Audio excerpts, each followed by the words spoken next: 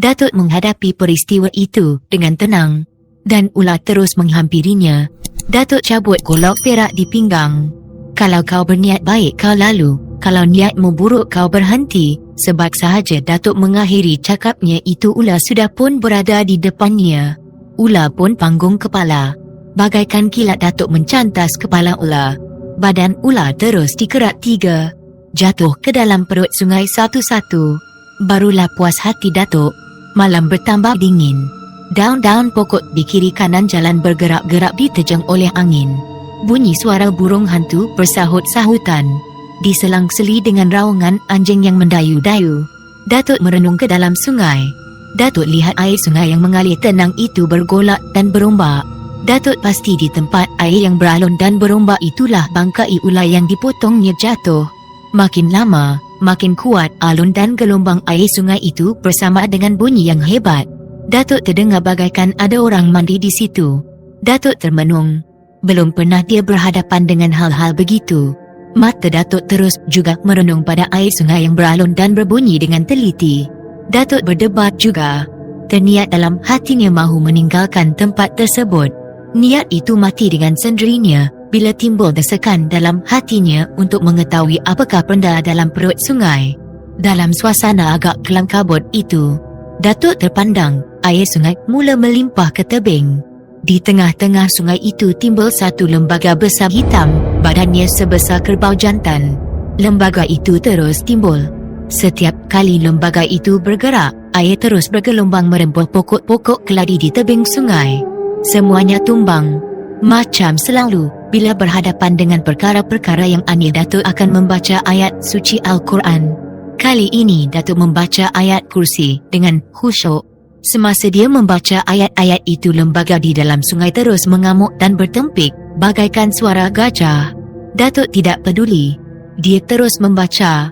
Bila ayat itu habis dibaca, suasana di dalam sungai kembali normal. Air sungai terus mengalir tenang. Daun-daun pokok tidak bergerak meskipun angin malam bertiup.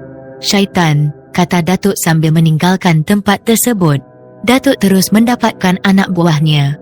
Mereka berkumpul kerana hari sudah pun beransur cerah. Datuk terus membawa anak buahnya ke surau dan menunaikan sembahyang subuh. Lepas sembahyang subuh, mereka pun berpecah meneruskan kerja masing-masing. Separuh daripada anak buahnya terus ke paya besar menoreh getah dan separuh lagi pergi ke tempat perusahaan membuat batu bata di Jalan Parit.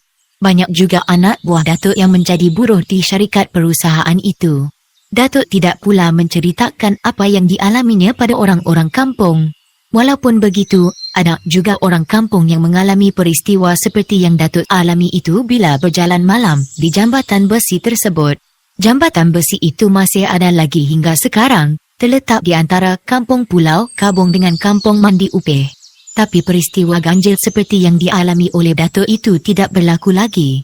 Di kiri kanan jambatan besi itu kini sudah penuh dengan rumah kediaman.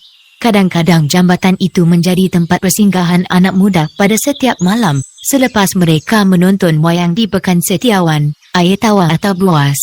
Dan kalau diceritakan kisah-kisah aneh pada mereka, mereka tidak akan percaya, malah mereka akan mentertawakan pada orang yang menceritakannya. Sebulan selepas dari peristiwa aneh itu, pada satu malam rumah Datuk didatangi oleh seorang pemuda. Udin namanya. Dia meminta jasa baik Datuk untuk membuat air penawar pada anak kecilnya yang sudah seminggu menangis malam. Agaknya perut anak kau kembung, kata Datuk sambil merenung muka Udin. Sudah berbotol minyak angin saya lumurkan ke perutnya, jawab Udin dengan tenang. Datuk terdiam kerana dia tahu, dia bukanlah seorang dukun atau pawang. Tapi kerana dia merupakan orang yang tertua di kampung tersebut, dia dianggap tahu dalam hal-hal kedukunan. Bawa saja anak kau ke klinik, Datuk mengesyorkan. Udin terdiam sejenak. Muka Datuk direnungnya lama-lama. Malam klinik dah tutup, sepatutnya kau tak payah minta penawar dari aku, jumpa doktor lagi baik, sebabnya mereka boleh memeriksa anak kau. Mana tahu anak kau ada mengidap penyakit. Saya tahu, tapi... Udin berhenti bercakap. Ada rasa kecewa dan putus asa bermain di wajahnya. Baiklah, bolehlah aku buatkan penawar. Tapi esok kau bawalah anak kau ke klinik, kata Datuk lagi. Datuk pun segera membuat air penawar dan diberikan pada Udin. Sebelum Udin meninggalkan rumah, lagi sekali Datuk mengingatkan Udin supaya membawa anaknya menemui doktor. Datuk berpendapat berubat dengan doktor lebih baik dari berubat dengan dukun, kerana dengan peralatan moden, sakit seseorang dapat dikesan dengan cepat. Pesan Datuk itu tidak dipersiakan oleh Udin. Dia terus membawa anaknya menemui doktor dan menerima rawatan dengan baik. Sejak itu anaknya tidak lagi menangis malam. Memang, begitulah sikap Datuk. Dia lebih suka mengalahkan orang-orang kampung berubat dengan doktor. Kecuali kalau sudah menemui doktor pesakit tidak mahu baik, barulah dia menyuruh berubat cara kampung. "Mari ikut aku ke rumah Anjang Dolah," kata Datuk pada saya. Permintaan Datuk itu tidak dapat saya tolak. Dengan rasa kecewa, saya meninggalkan kumpulan kawan-kawan saya yang sedang bermain galah panjang di depan rumah Datuk. "Apa halnya?" tanya saya. "Sajalah, aku dengar cerita Anjang Dolah tu handal mengubat orang kena sampuk. Aku nak tengok cara dia mengubatnya. Kalau boleh aku nak belajar darinya." "Belajar buat apa?" balas saya. Datuk tersenyum dan terus berkata, "Belajar untuk tahu apa salahnya. Tidak merugikan kita." Setelah mendengar cakapnya itu, saya pun tidak mengeluarkan sebarang soalan atau pertanyaan. Berjalanlah saya dengan Datuk petang itu menuju ke kampung Gelong Gajah yang jaraknya lebih kurang 3 batu dari kampung Datuk. Terpaksa meredah 2-3 anak sungai. Dan rumah Anjang Dolah letaknya agak terpencil dari rumah-rumah di situ. Berada di pinggir sebuah kolam dan berhadapan dengan sebuah beluka kecil.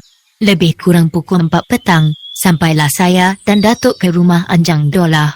Kami dipersilakan naik.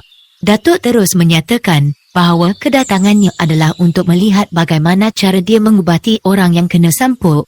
"Apa salahnya?" balas Anjang Dolah dengan senyum bangga. Anjang Dolah pun mempersilakan saya dan Datuk masuk ke dalam sebuah bilik kecil.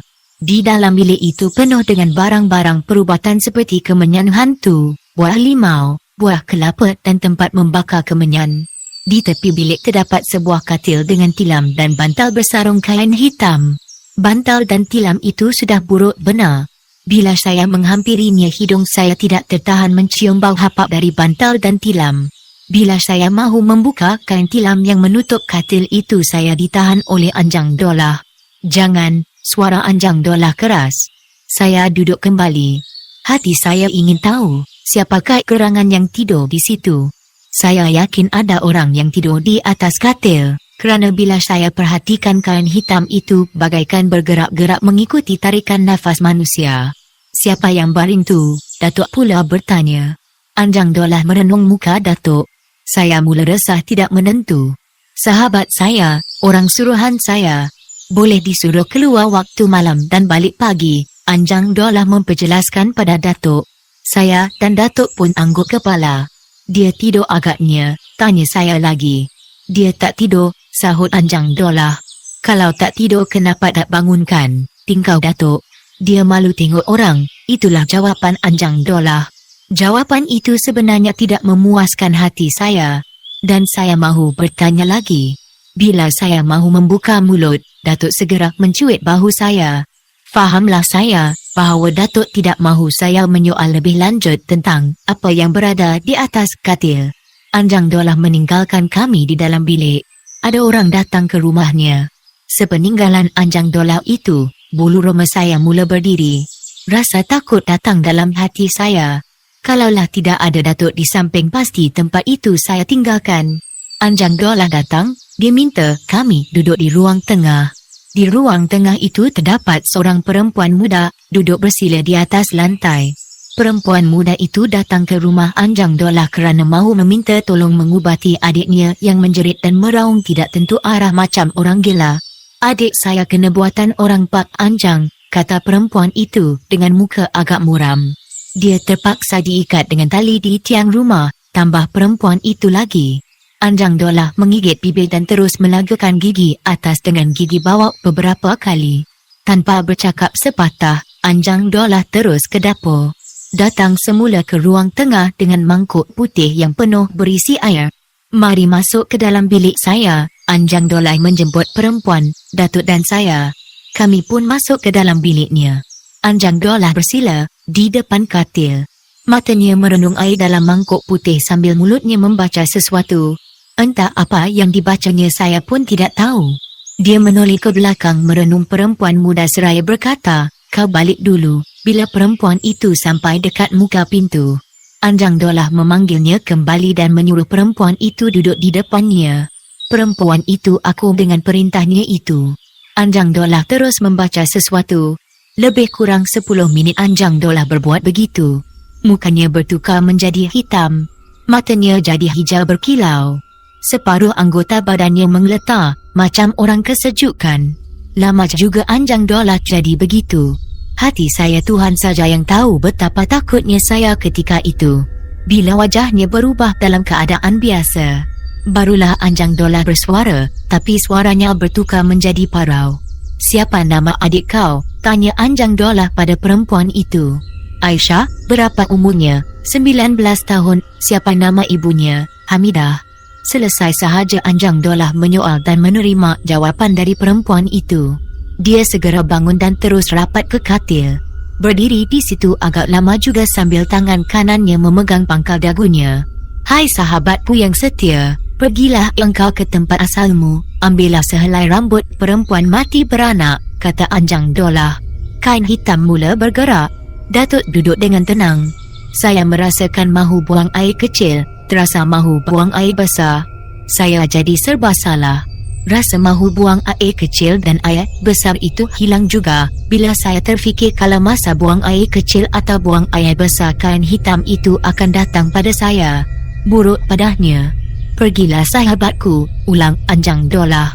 Dengan tiba-tiba kain hitam terjatuh atas lantai. Apa yang saya lihat di atas katil ialah bantal dan tilam bergerak sendiri. Tilam bagaikan digulung oleh orang. "Dia sudah pergi," kata Anjang Dolah pada Datuk. Datuk pun mengangguk kepalanya. Anjang Dolah pun mengambil kain hitam dan terus memberikan pada perempuan muda itu. "Kau rimbaskan kain hitam ke muka adikmu 7 senja. Lepas tu kalau tak juga mahu hilang, kau datang kemari lagi," kata Anjang Dolah. Dan perempuan itu pun menghulurkan wang pada Anjang Dolah. Dengan tenang perempuan itu meninggalkan rumah Anjang Dolah. "Ini baru sedikit sahaja. Minggu depan kalau kalian datang, kalian boleh lihat cara lain saya mengubat. Saya boleh kenalkan awak berdua dengan sahabat saya itu," megah benar Anjang Dolah. "Saya datang lagi," sahut Datuk. "Datanglah, tapi kena datang malam tau." "Baiklah," Datuk memberikan janji. Sesungguhnya janji yang diberikan oleh Datuk pada Anjang Dolah satu penyiksaan pada diri saya. Bila masa yang dijanjikan sampai, berangkatlah saya dengan Datuk menuju ke rumah Anjang Dolah. Kami terpaksa menggunakan andang yang dibuat dari daun kelapa untuk menyuluh jalan. Malam cukup gelap. Tidak ada sebiji bintang pun di langit. Sepanjang perjalanan telinga kami diasak dengan suara katak dan suara burung jampuk dan burung hantu. Bulu roma saya tegak berdiri bila terdengar suara lolongan anjing sayup-sayup dari pinggir kampung.